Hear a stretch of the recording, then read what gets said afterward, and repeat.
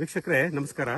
ನಾವು ಇವಾಗ ಜಕ್ಕಹಳ್ಳಿ ಗ್ರಾಮ, ಕೊಳ್ಳೇಗಾಲ ತಾಲೂಕು, ಚಾಮರಾಜನಗರ ಜಿಲ್ಲೆ, ಚಂದ್ರಶೇಖರ್ ಸರ್ ತೋಟದಲ್ಲಿದ್ದೀವಿ. ಈಗ ನಾವು ಬಯೋಚಾರ್ ಬಗ್ಗೆ ಮಾತಾಡ್ತಾ ಇದ್ವಿ. ಈ ಬಯೋಚಾರ್ ತಯಾರು ಮಾಡೋದು ಹೇಗೆ ಅಂತ ನೀವು ಸಾಕಷ್ಟು ಪ್ರಶ್ನೆ ಕೇಳಿದ್ದೀರಾ ನಮ್ಮ ವಿವರ ಇನ್ಫೋ ವಾಹಿನಿನಲ್ಲೂ ಸಹ. ಇದೊಂದು ಸಣ್ಣ ಉದಾಹರಣೆ ನಿಮಗೆ ತೋರಿಸ್ಬಿಡ್ತೀನಿ.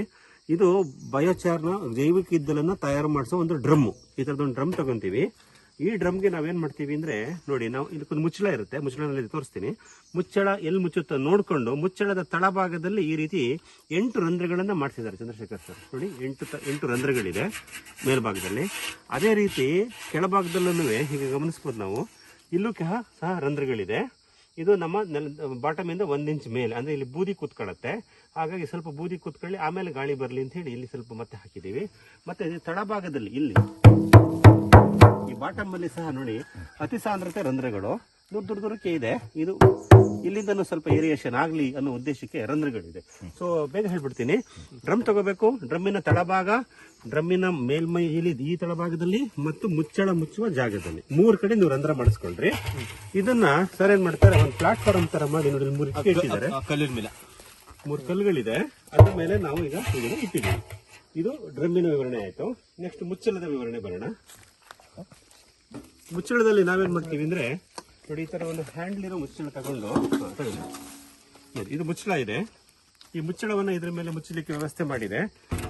ನಾವು ಗಮನಿಸಬಹುದು, ಮುಚ್ಚಳಕ್ಕೆ ನಾವು ಇದು 2 ಹ್ಯಾಂಡಲ್ ವೆಲ್ಡ್ ಮಾಡಿದ್ದಾರೆ, ಇಟ್ಟು ತೆಗೆದು ಮಾಡ್ಲಿಕ್ಕೆ ಸುಲಭ ಆಗಲಿ ಅಂತ.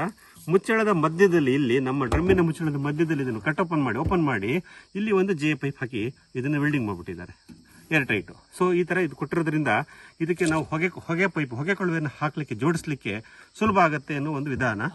ಈ ಮುಚ್ಚಳವನ್ನ ಈ ರೀತಿ ಇಟ್ಕೊಂಡಿರೋದ್ರಿಂದ ನೋಡಿ, ಇಷ್ಟೇ ನಾವು ಮಾಡಬೇಕಾಗಿರೋದು. ಇಷ್ಟೇ ಬಯೋಚಾರ್ ಡ್ರಮ್ ತಯಾರು ಮಾಡ್ಕೊಳ್ಳೋದಂಗೆ ಅಂದ್ರೆ, ಮುಚ್ಚಳವಿರೋ ಡ್ರಮ್ ತಂದು ಈ ರೀತಿ ಮಾಡಬೇಕು. ಈ ತರ ಮಾಡಿದಾಗ ನಾವು ಇದು ಬಯೋಚಾರ್ ರೆಡಿ ಆಗುತ್ತೆ. ಇದನ್ನು ನಾವು ಫೈರ್ ಮಾಡಾದ್ಮೇಲೆ, ಬೆಂಕಿ ಹಾಕಿದ್ಮೇಲೆ ಹೊಗೆ ನಮ್ಮ ಹೊಡಿಬಾರ್ದಲ್ವಾ, ಅದಕ್ಕೆ ಈ ತರದ ಒಂದು, ಇದು ಸಹ ಜೆ ಪೈಪ್ ಒಂದು ಕೊಳವೆ ಈ ತರ ಈಗ ಇಟ್ಬಿಡ್ತೀವಿ. ನೋಡಿ, ಈಗ ಇಲ್ಲಿ ಹೊಗೆ ಹೊಟ್ಟೋಗ್ತಿರುತ್ತೆ, ನಮ್ಗೇನು ಪ್ರಾಬ್ಲಮ್ ಇಲ್ಲ. ಸೊ ಈ ಕೊಳವೆ ಎಷ್ಟು ಎತ್ತರ ಇರುತ್ತೋ ಅಷ್ಟು ಒಳ್ಳೆಯದು, ಯಾಕಂದ್ರೆ ಹೊಗೆ ಮೇಲೆ ಕೊಟ್ಟೋಗ್ತಾ ಇರುತ್ತೆ. ಸೊ ಹಾಗಾಗಿ ಆ ಉದ್ದೇಶಕ್ಕೆ ಇದನ್ನ ಮಾಡಿ ಅಂತ ಹೇಳಿದ್ದಾರೆ. ಅಂದ್ರೆ ಮಿತ್ರರೇ, ನಮಗ್ ಬೇಕಾಗಿರೋದು ಇಷ್ಟೇ, ಒಂದು ಡ್ರಮ್ಮು, ಮುಚ್ಚಳ ಇರೋ ಡ್ರಮ್ಮು. ಅದನ್ನ ನಾವು ಮಾರ್ಕೆಟ್ ಅಲ್ಲಿ ಸಿಗುತ್ತೆ, ಅದನ್ನ ತಗೊಳ್ತೀವಿ. ಅದನ್ನ ಮತ್ತೆ ಈ ತರ ರಂಧ್ರಗಳನ್ನ ಮಾಡಿಸ್ಕೊಳ್ಳೋದು.